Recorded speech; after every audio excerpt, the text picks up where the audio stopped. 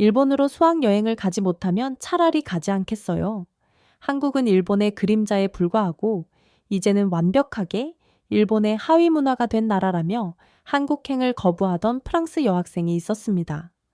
일본 문화에 깊이 매료되어 있던 그녀는 결국 경제적인 이유로 어쩔 수 없이 한국행을 선택하게 되는데요. 하지만 일본으로 향한 대다수의 학생들과는 달리 그녀는 한국에서 자신의 인생을 완전히 바꿔놓을 만한 충격적인 경험을 하게 됩니다. 프랑스로 돌아간 그녀는 이제 학교에서 가장 열정적인 한국 알림이가 되었다고 하는데요. 도대체 그녀는 한국에서 무슨 일을 겪은 걸까요? 시청하기 전에 좋아요와 구독 부탁드립니다. 안녕하세요. 저는 프랑스 남부 마르세유 회사는 17살 여고생 클레르입니다. 평범한 고등학생이었던 제가 어떻게 한국의 진정한 모습을 알리는 사람이 되었는지 제 이야기를 들려드릴게요. 모든 것은 그날 그 수학여행 공지를 보면서 시작되었습니다. 프랑스 남부의 따스한 햇살이 창문을 통해 교실을 비추던 그날, 저는 제 인생이 완전히 달라질 거란 사실을 전혀 알지 못했습니다. 고작 학교의 문화탐방 프로그램이 그렇게 큰 변화를 몰고 올 거라고는 생각도 못했죠. 그때까지만 해도 전 그저 평범한 17살 여고생이었어요. 아니 어쩌면 평범한이라는 말은 적절하지 않을지도 모르겠네요. 반에서 늘 1, 2등을 다치는 모범생이자 가끔은 친구들 사이에서 너무 진지해 라는 놀림을 받던 책벌레였으니까요. 일본 애니메이션에 푹 빠진 친구들 사이에서도 저는 늘 관찰자의 위치에 있었죠. 아침부터 교실은 시끄덕적했어요. 친구들은 자신들이 좋아하는 일본 아이돌 그룹의 노래를 휴대폰으로 틀어놓고 춤을 따라 추고 있었죠. 저는 늘 그랬듯이 책상에 앉아 세계사 교과서를 읽고 있었어요. 특히 아시아 근현대사 부분이 시험에 자주 나왔거든요. 클레르, 또 공부야.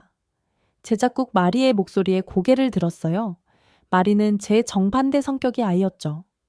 늘 긍정적이고 활발했지만 가끔은 너무 충동적이라는 생각이 들 때도 있었어요. 그런데 그날따라 마리의 표정이 조금 심각해 보였어요. 넌 어디로 갈 거야? 마리의 질문에 저는 교실 앞쪽의 게시판을 바라봤어요.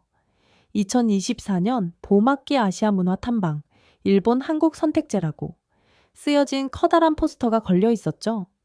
일본 측에는 화려한 벚꽃과 후지산, 화려한 도쿄의 야경이 인쇄되어 있었고 한국 쪽은 그저 흐릿한 군골 사진 하나가 전부였어요. 당연히 일본이지. 저는 무심코 대답했어요. 다들 일본 가는데 굳이 한국은 왜 가야 해? 그 순간 마리의 표정이 묘하게 변했어요. 평소의 밝은 미소 대신 뭔가 고민이 있는 듯한 표정이었죠. 근데 나 이번에 한국 가기로 했어. 제가 놀란 표정을 짓자 마리는 서둘러 설명을 이어갔어요. 있잖아. 우리 작은 아빠가 한국에서 3년 동안 일하셨대. 그런데 거기서 보고 들은 이야기들이 우리가 알고 있는 것과 너무 다르다고. 마리의 말이 채 끝나기도 전에 미치오 선생님이 교실로 들어오셨어요. 일본에서 오신 교환 교사셨는데 우리 학교의 아시아 문화 프로그램을 총괄하시는 분이었죠. 선생님은 늘 단정하고 예의 바른 모습이었지만 가끔 수업 중에 보이시는 날카로운 시선은 저를 불편하게 만들었어요.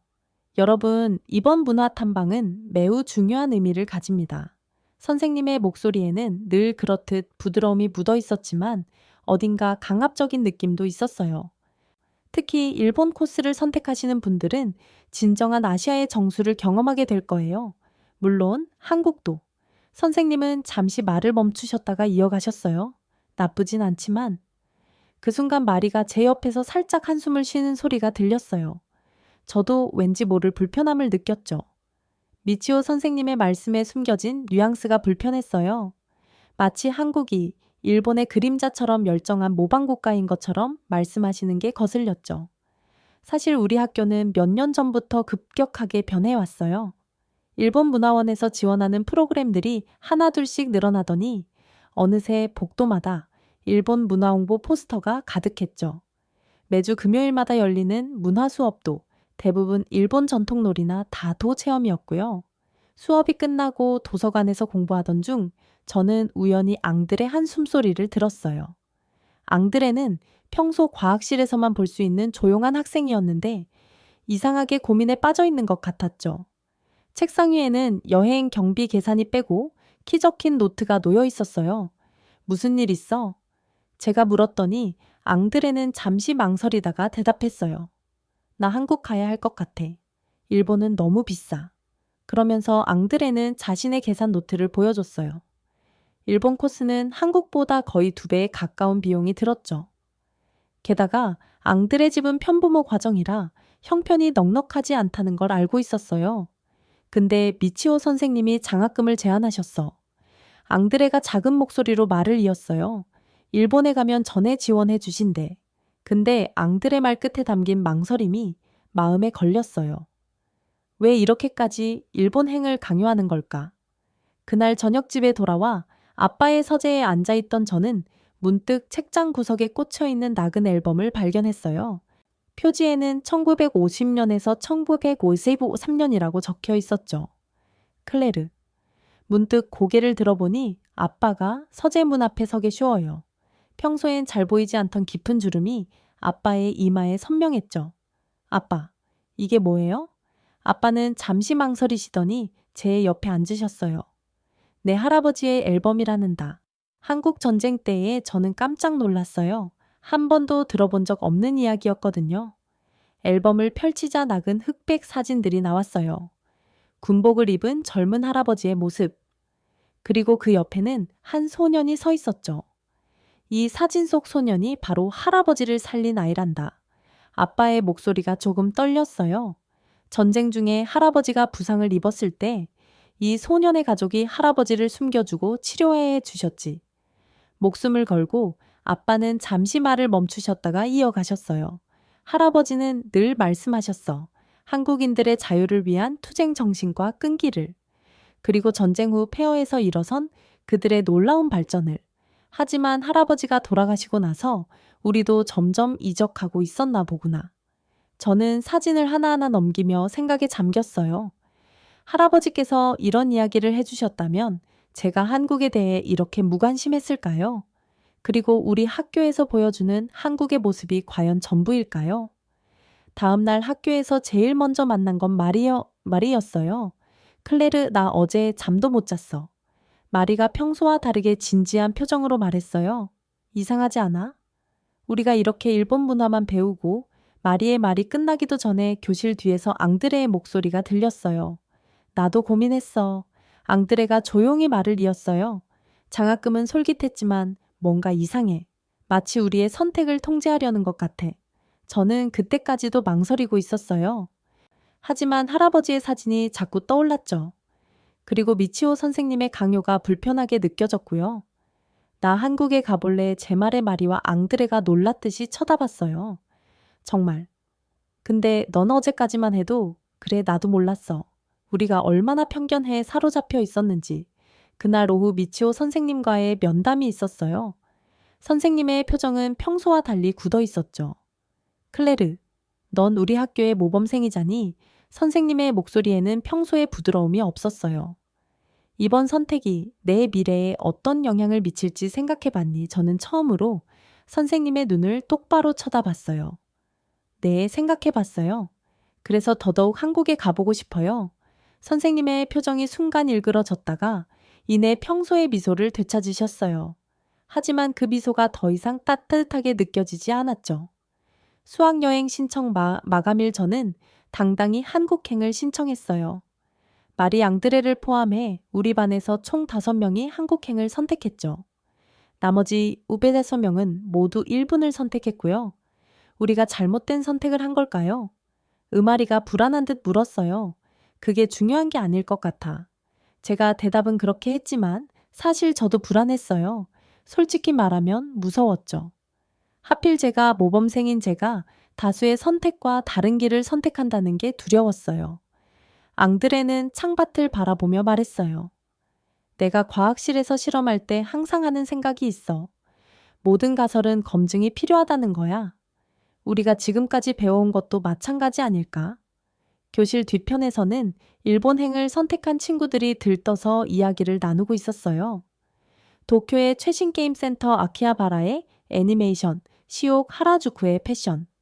저도 원래는 그런 것들을 꿈꾸고 있었는데 지금은 뭔가 허터한 기분이 들었어요. 얘들아, 갑자기 마리가 진지한 표정으로 말했어요. 우리만의 스터디 그룹을 만드는 게 어때? 한국에 대해 제대로 공부해 보자고 도서관으로 자리를 옮긴 우리는 각자 노트북을 펼쳤어요. 처음으로 우리만의 렌즈로 한국을 바라보기 시작한 거죠. 놀랍게도 한국은 제가 알고 있던 것과는 전혀 달랐어요. 세계 최고 수준의 기술력 K-팝으로 대표되는 대중문화의 힘, 그리고 5천년의 역사와 전통이 고스란히 남아있는 나라. 이것 봐. 아그드레가 흥분된 목소리로 외쳤어요. 화면에는 한국의 경제 지표가 띄워져 있었죠. 1인당 국민소득, 수출 규모, 기술 혁신 지수. 모든 면에서 한국은 세계 최상위권이었어요. 근데 우리 교과서에는 왜 이런 내용이 하나도 없지? 음악이가 고개를 겨울거렸어요. 잠시 후 도서관으로 들어오신 미치오 선생님과 눈이 마주쳤어요. 선생님은 우리를 한참 바라보시더니 입을 열으셨어요. 여러분, 방과 후에 잠깐 시간 있나요? 이야기를 나누고 싶은데 선생님의 목소리는 부드러웠지만 어딘가 모르게 차가운 기운이 느껴졌어요. 저는 할아버지의 사진이 든 지갑을 꼭 쥐었죠. 이제 와서 물러설 순 없었으니까요. 네, 선생님. 저희도 드릴 말씀이 있어요. 밖에서는 봄바람이 불고 있었어요. 벚꽃 잎이 휘날리는 모습이 왠지 모르게 쓸쓸해 보였죠. 마치 지금까지의 제 모습처럼요. 하지만 이제는 달라질 거예요. 우리 5명은 서로를 바라보며 작게 미소를 지었어요. 이게 바로 우리만의 작은 혁명의 시작이었나 봐요. 수동적으로 받아들이기만 했던 것들에 대해 의문을 던지고 진실을 찾아 나서는 그때는 몰랐어요. 이 선택이 제 인생을 완전히 바꿔놓을 거라는 것을. 그리고 제가 알고 있던 모든 것들이 얼마나 왜곡되어 있었는지도요. 드디어 인천국제공항에 도착했습니다. 12시간의 긴 비행 끝에 한국 땅을 받는 순간 저는 이상한 떨림을 느꼈어요. 학교에서 늘 한국은 일본의 그늘 아래 있는 나라라고 배웠는데 제 눈앞에 펼쳐진 광경은 전혀 달랐죠. 이게 정말 공항이요. 음아리가 놀란 목소리로 말했어요. 저도 이해가 됐습니다. 우리가 탑승했던 파리세를 뜨고를 공항보다 더 현대적이고 깔끔했거든요.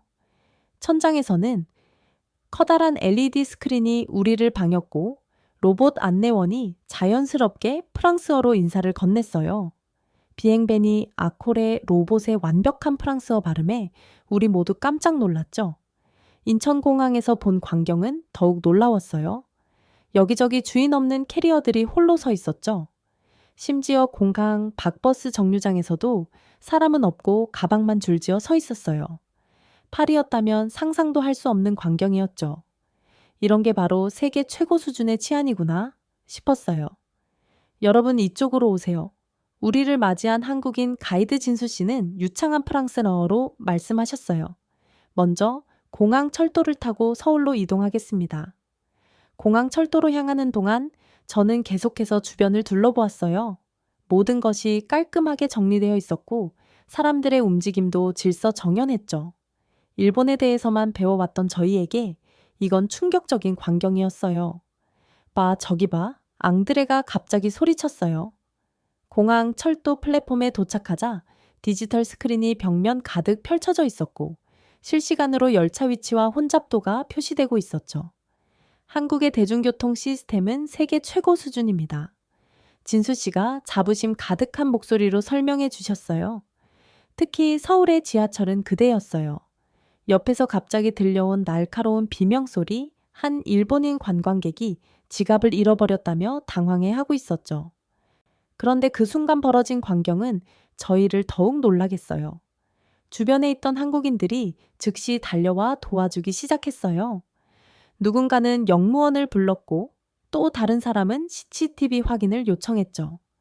심지어 한 할머니는 자신의 지갑을 열어 택시비를 건네려고 하셨어요.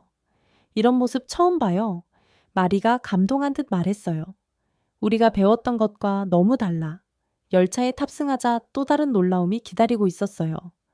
차량 내부는 놀랍도록 깨끗했고 무료 와이파이는 기본, 심지어 열차 안에서 5G 신호가 끊기지 않았죠. 프랑스에서는 지하철 안에서 통화가 잘 안 되는데 제가 말하자 진수 씨가 웃으며 대답하셨어요. 한국은 IT 강국이니까요. 지하철뿐만 아니라 산 정상에서도 인터넷이 잘 됩니다.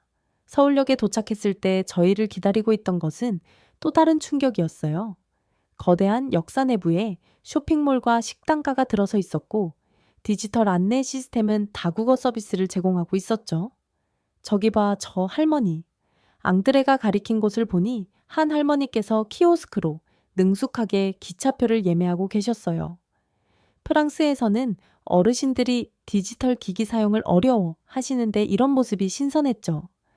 호텔로 가는 길에 본 서울의 야경은 더욱 놀라웠어요.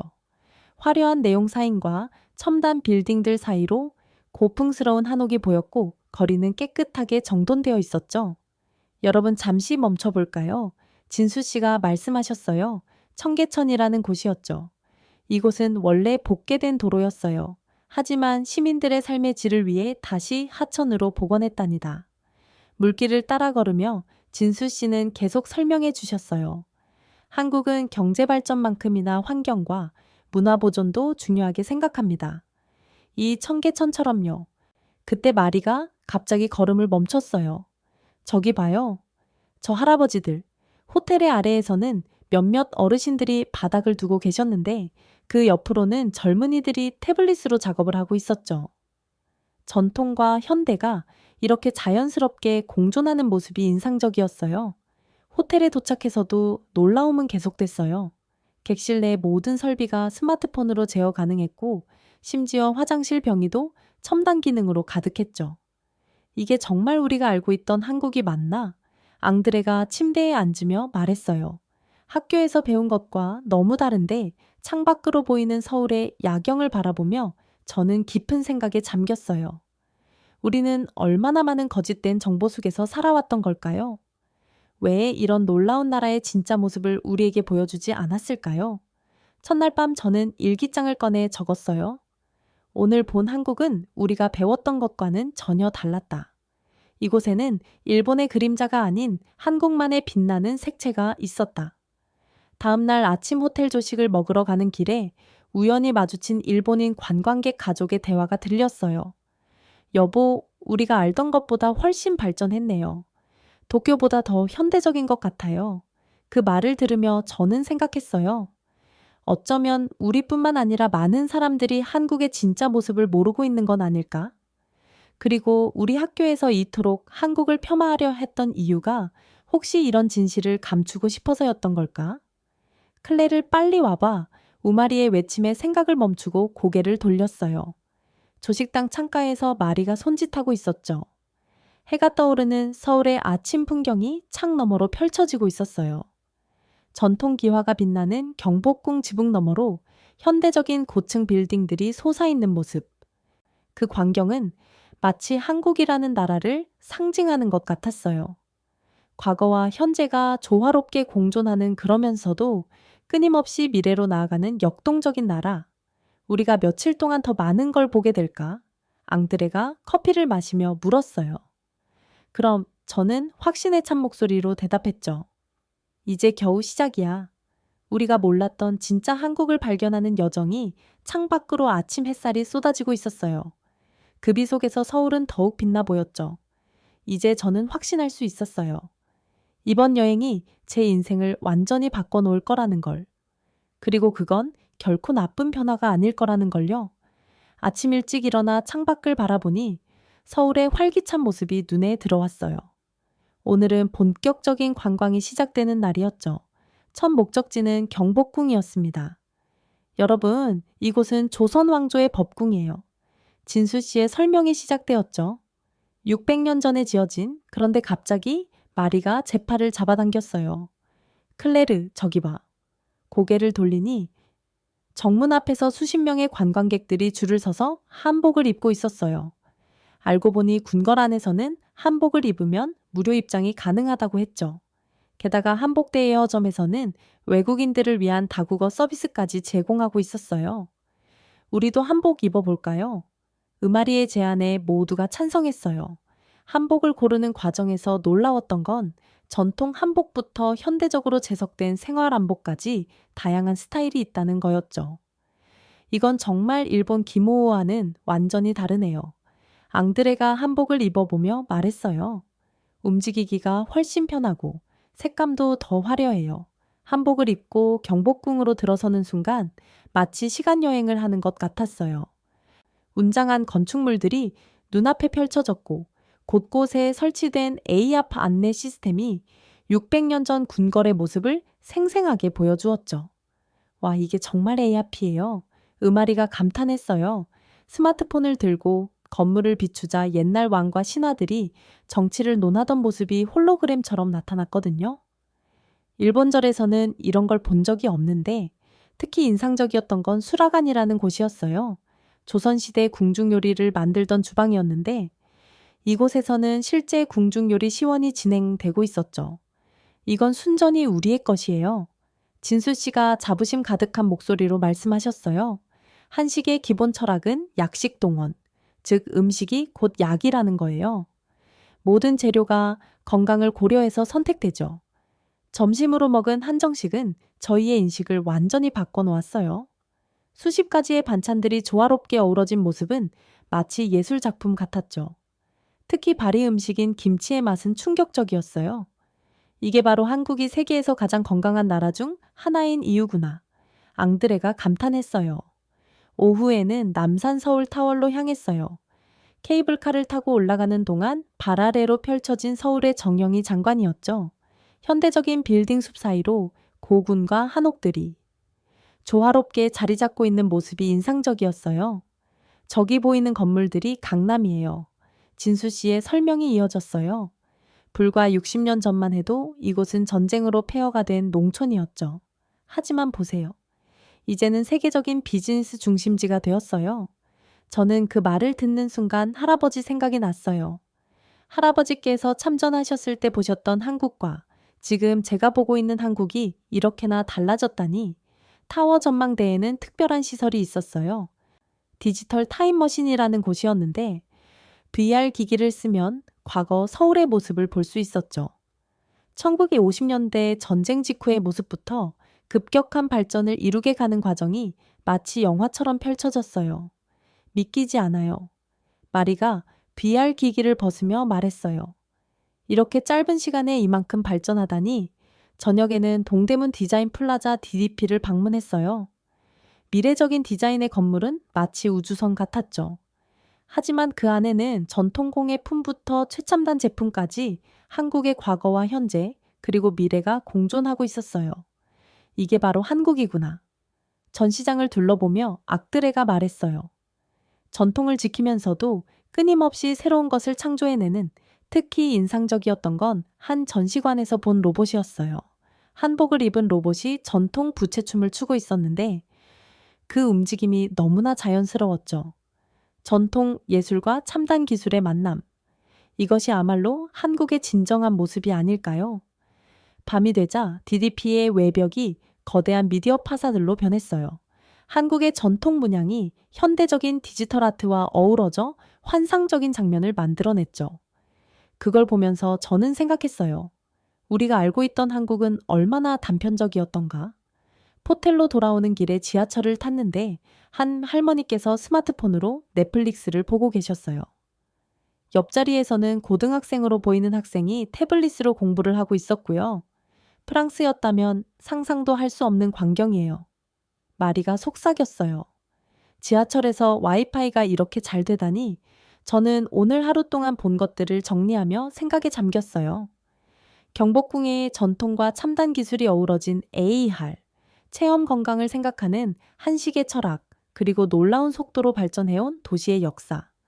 이 모든 것들이 우리가 학교에서 배웠던 한국의 모습과는 너무나도 달랐죠. 우리가 얼마나 많은 것을 모르고 있었던 걸까? 호텔방에 누워 천장을 바라보며 생각했어요. 왜 이런 놀라운 나라의 진짜 모습을 우리에게 알려주지 않았을까? 창밖으로는 여전히 서울의 화려한 야경이 빛나고 있었어요. 그 불빛들은 마치 한국의 끊임없는 도전 정신을 상징하는 것 같았죠. 전통을 소중히 간직하면서도 새로운 것을 두려워하지 않는 나라. 내일은 또 어떤 놀라운 발견들이 저희를 기다리고 있을까요? 이제 저는 확신할 수 있었어요. 우리가 알고 있던 한국은 빙산의 일각에 불과했다는 걸, 그리고 이 여행이 저의 편견을 완전히 바꿔놓을 거라는 걸요. 오늘 밤 저는 일기장에 이렇게 적었어요. 오늘 본 한국은 마치 타임머신을 탄 것 같았다. 600년 전 궁궐에서 미래의 도시까지 시간을 넘나드는 여행. 하지만 더 놀라운 건 이 모든 것들이 조화롭게 공존하고 있다는 거. 이게 바로 진정한 한국의 모습이 아닐까. 비가 내리던 오후 명동의 복잡한 거리에서 그 일이 벌어졌어요. 쇼핑을 즐기던 마리가 갑자기 비명을 질렀죠. 내 휴대폰이 사라졌어. 마리는 눈물을 글썽이며 주머니를 뒤적였어요. 방금 전까지 사진을 찍었던 휴대폰이 없어진 거예요. 더구나 그 휴대폰에는 저의 모든 여행 사진과 영상이 담겨 있었죠. 어디서 마지막으로 봤어. 저와 앙드레가 마리 주변을 둘러보며 찾아보려 했지만 쏟아지는 비와 수많은 인파 속에서 작은 휴대폰을 찾는 건 불가능해 보였어요.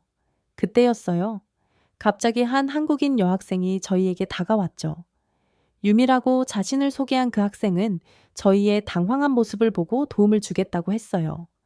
근처 파출소에 가보는 게 어떨까요? 한국은 CCTV가 잘 설치되어 있어서 찾을 수 있을 거예요. 유미는 저희를 이끌고 파출소로 향했어요. 경찰관들은 저희의 서툰 한국어에도 불구하고 친절하게 대주셨죠. CCTV 영상을 확인하던 경찰관 한 분이 밝은 표정으로 말씀하셨어요. 찾았습니다. 휴대폰이 의자에서 떨어진 것 같네요.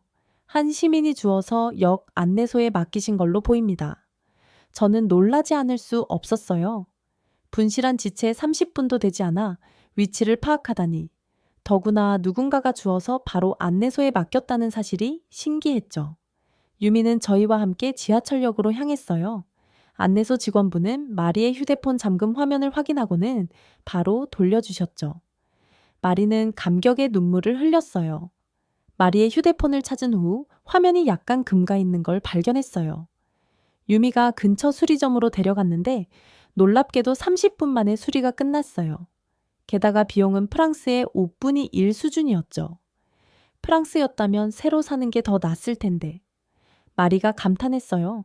파리였다면 절대 찾지 못했을 거예요. 이런 일이 있을 수 있다니 유미는 웃으며 말했어요. 한국에서는 흔한 일이에요. 제 친구는 지하철에 노트북을 두고 내린 적이 있는데 다음날 그대로 찾았대요. 그날 저녁 유미는 저희를 근처 한국식 찜질방으로 데려갔어요. 처음 보는 문화라 낯설었지만 이상하게도 편안했죠. 찜질방 안에서 수건으로 머리를 감싼 채 이야기를 나누는 동안 저는 한국의 또 다른 면을 발견할 수 있었어요. 우리나라도 물론 발전했지만 이런 공동체 문화는 잃어버린 것 같아요. 앙드레가 말했어요. 이렇게 서로를 배려하고 돕는 문화가 부럽네요. 유미는 저에게 한국의 정을 설명해 주었어요. 타인을 가족처럼 생각하고 돕는 문화, 그리고 그 속에서 자연스럽게 형성되는 신뢰. 이런 것들이 한국 사회를 지탱하는 힘이라고 했죠. 아까 그 경찰관분들도 그렇고 안에서 직원분도 그렇고 마치 자기 일처럼 도와주시더라고요. 마리가 감동한 듯 말했어요. 밤이 깊어갈수록 이야기는 계속 이어졌어요. 유미는 한국의 역사와 문화에 대해 더 자세히 설명해 주었고 저희는 프랑스의 이야기를 들려주었죠. 문화는 달랐지만 서로를 이해하고 존중하는 마음은 같았어요. 다음 날 유미는 저희를 서울의 골목골목으로 안내했어요. 관광 가이드북에는 나오지 않는 숨은 명소들, 현지인들만 아는 맛집들. 그녀와 함께하면서 저희는 진짜 한국을 만날 수 있었죠. 특히 인상적이었던 건 한 작은 분식집이었어요. 할머니 혼자서 40년째 같은 자리를 지키고 계신다고 했죠. 떡볶이를 만드시는 할머니의 모습에서 한국의 정신을 볼 수 있었어요. 변화하는 시대 속에서도 자신만의 가치를 지켜나가는 할머니. 이 외국인 친구들 처음 와봤대요. 유미가 말씀드리자 할머니는 환한 미소와 함께 떡볶이를 더 듬뿍 담아주셨어요. 많이 먹으라. 많이 먹어. 한국 음식 맛있지. 할머니의 서툰 영어에 저희 모두 웃음이 났지만 그 속에 담긴 따뜻한 마음은 충분히 전해졌어요. 이런 게 바로 한국의 매력인 것 같아요. 앙드레가 말했어요.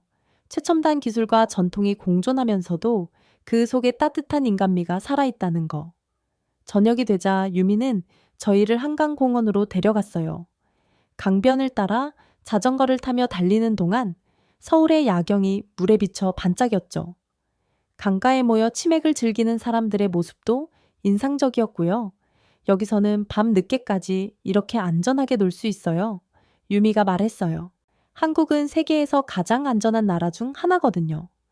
그날 밤 호텔로 돌아와 창밖을 바라보며 저는 생각했어요. 휴대폰을 잃어버린 건 분명 불행한 사건이었지만 그 덕분에 오히려 더 값진 것을 얻은 것 같았죠. 한국인들의 진정성과 따뜻함, 그리고 새로운 친구 유미마리는 이제 휴대폰을 더 조심스럽게 다루게 됐다며 웃었어요. 하지만 그보다 더 중요한 건 우리 모두가 한국에 대한 새로운 시각을 갖게 됐다는 거예요. 처음에는 단순한 관광이었는데 이제는 마치 제2의 고향을 찾은 것 같아요. 마리가 말했죠. 맞아요. 이제 저희에게 한국은 더 이상 단순한 여행지가 아니었어요. 첨단 기술과 전통이 조화를 이루고 낯선 이들에게도 따뜻한 정을 베푸는 나라. 그리고 무엇보다 진정성 있는 사람들이 살아가는 곳, 일기장을 펼쳐 오늘의 감정을 기록하면서 저는 확신할 수 있었어요.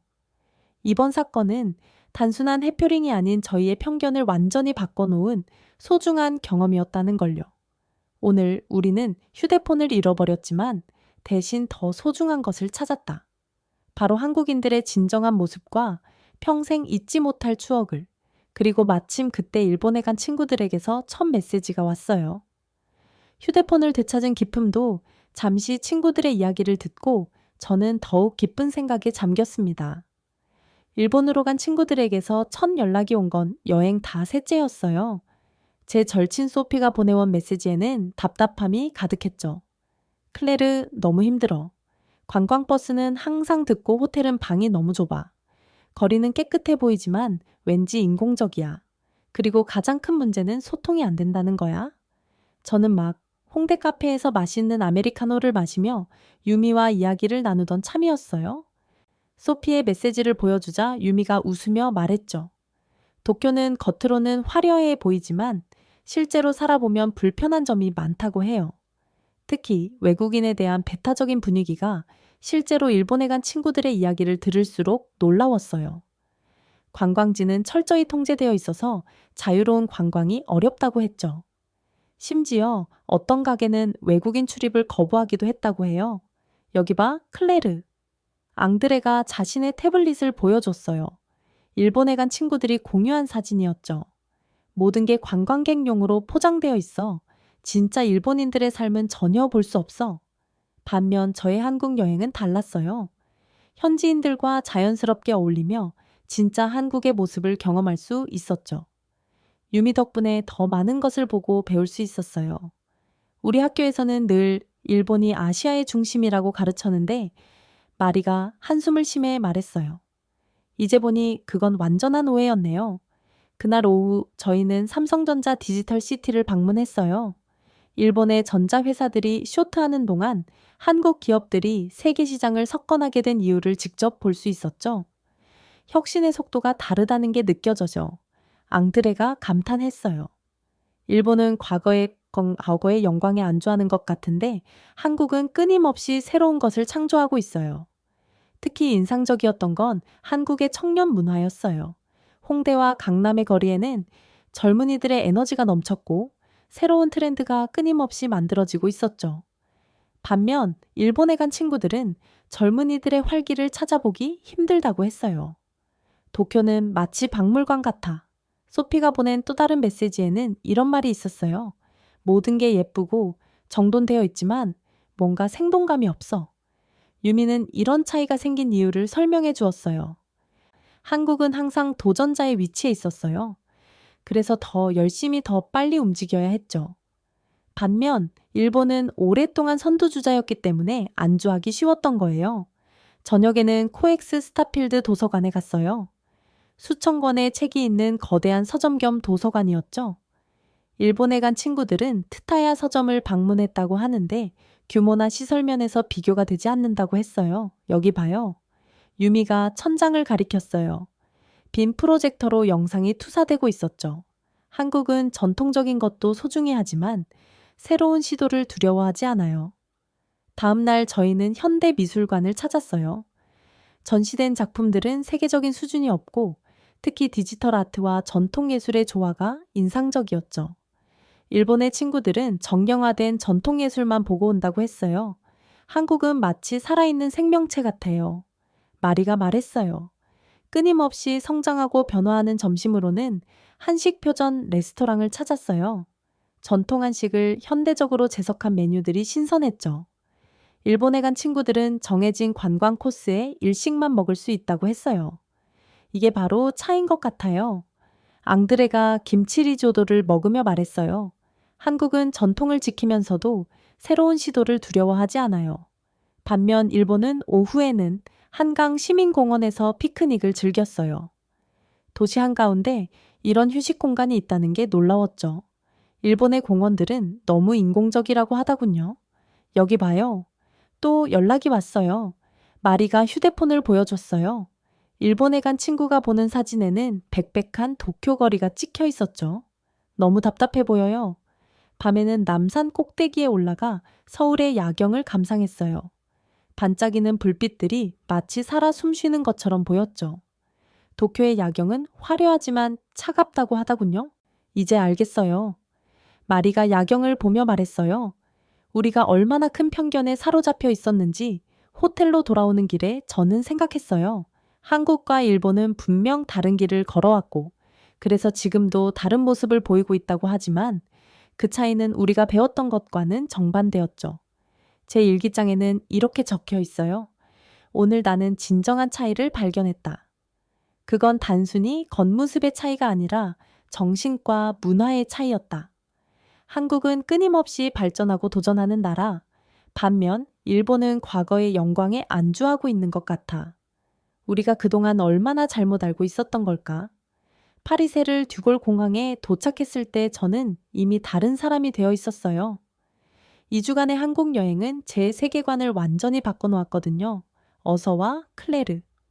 부모님이 공항에서 저를 반겨주셨어요. 아빠는 제 표정을 보시다니 말씀하셨죠. 내 눈빛이 달라졌구나. 집으로 가는 차 안에서 저는 멈추지 않고 이야기했어요. 한국에서 보고 느낀 모든 것들, 특히 우리가 얼마나 잘못된 편견을 가지고 있었는지에 대해서요. 아빠, 할아버지가 본 한국이랑 제가 본 한국은 완전히 달라왔어요. 전쟁의 폐허에서 어떻게 저렇게 눈부신 나라를 만들 수 있었는지. 정말 놀라워요. 다음 날 학교에 등교했을 때 제일 먼저 마주친 건 미치오 선생님이었어요. 클레르, 한국은 어땠니? 선생님의 질문에 담긴 뉘앙스가 느껴졌어요. 마치 역시 일본이 더 나았겠지 라고 말씀하시는 것 같았죠. 선생님, 제가 발표하고 싶어요. 제가 갑자기 이런 말을 꺼내자 선생님이 놀라신 듯 했어요. 아시아 문화 시간에 한국에 대해 발표하고 싶습니다. 그날 오후 강당에는 많은 학생들이 모였어요. 일본에 다녀온 학생들의 발표가 먼저 시작됐죠. 화려한 신주쿠의 내용사인 정돈된 거리, 전통 사찰. 하지만 어딘가 관광객용으로만 포장된 듯한 느낌이었어요. 드디어 제 차례가 왔어요. 떨리는 마음을 진정시키며 무대에 올랐죠. 여러분, 저는 오늘 우리가 모르고 있던 진실을 말씀드리려고 해요. 프로젝터에 한국에서 찍은 사진들을 띄웠어요. 600년 된 궁궐에서 ANR로 역사를 체험하는 모습, 세계 최고 수준의 지하철과 공공시설들, 전통과 현대가 조화를 이루는 도시 풍경. 우리는 그동안 잘못 알고 있었어요. 한국은 결코 일본의 그림자가 아니에요. 오히려 발표 중에 저는 강조했어요.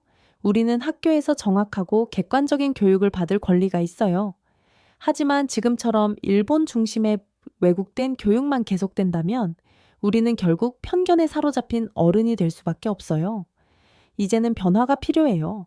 제 발표를 듣던 학생들의 표정이 점점 변해갔어요. 특히 휴대폰을 잃어버렸다가 찾은 이야기를 했을 때는 모두가 감동한 듯 했죠. 팔이었다면 상상도 할 수 없는 일이에요.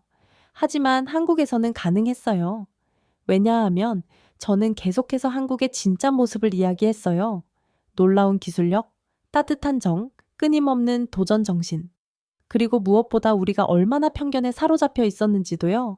선생님, 갑자기 한 학생이 손을 들었어요. 왜 우리는 이런 이야기를 한 번도 배운 적이 없나요?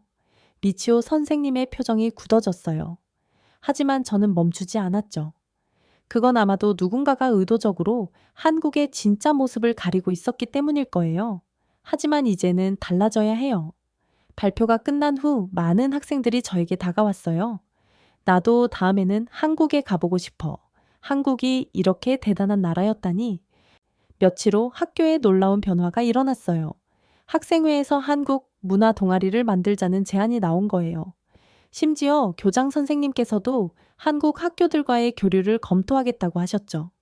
클레르, 내가 해냈구나. 마리가 제 손을 꼭 잡았어요. 이제 더 이상 거짓말에 속지 않아도 돼. 한 달 후 저희 학교는 서울의 한 고등학교와 자매결연을 맺었어요. 유미의 학교였죠. 더 많은 학생들이 한국의 진짜 모습을 볼 수 있게 된 거예요. 지금도 저는 매일 밤 일기를 쓰며 한국에서의 추억을 되새겨요. 그리고 마지막 장에는 이렇게 적었죠. 때로는 진실을 보기 위해 먼 길을 돌아야 할 때가 있다. 하지만 그 여정이 우리를 더 강하게 만들고 더 현명하게 만든다. 한국은 내게 단순한 여행지가 아니었다. 그것은 내 편견을 깨고 진실을 마주하게 해준 곳이었다. 그리고 이제 나는 그 진실을 더 많은 사람들에게 전하고 싶다. 이제 저는 알아요. 진정한 용기는 편견에 맞서 싸우는 것이라는 걸. 그리고 그 싸움은 이제 막 시작되었다는 것도요. 여러분, 프랑스 소녀 클레르의 인생을 바꿔놓은 특별한 한국 이야기는 여기까지입니다. 클레르의 용기 있는 선택이 결국 학교의 변화까지 이끌어낸 것처럼 우리나라의 진정한 모습을 세계에 알리는 일은 앞으로도 계속될 것입니다. 끝까지 시청해 주셔서 진심으로 감사드리며 여러분의 구독과 좋아요, 알림 설정은 더 많은 한국의 이야기를 전하는데 큰 힘이 됩니다. 이상 감동 이야기였습니다.